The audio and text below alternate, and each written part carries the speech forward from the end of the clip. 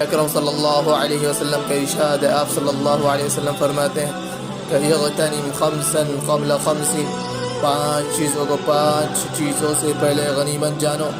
Number 1 پر فرماتے ہیں کہ شبابک قبل حرمک، اپنی جوانی کو اپنے بڑھاپے سے پہلے غنیمت سمجھو۔ دوسرے نمبر پر فرماتے ہیں کہ وصحتک قبل سقمک، اپنی صحت یابی کو اپنی بیماری سے پہلے غنیمت جانو۔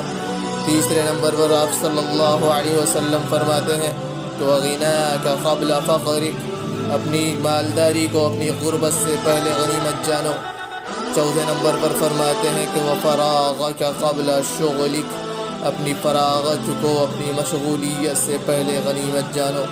پانچویں نمبر پر فرماتے ہیں کہ وحیاتک قبل موتک، یعنی اپنی زندگی کو اپنی موت سے پہلے غنیمت سمجھو۔ پانچوں چیزیں یعنی بڑھاپا، بیماری، غربت و مشغولیت اور موت انسان کے لیے فتنہ بن سکتی ہے۔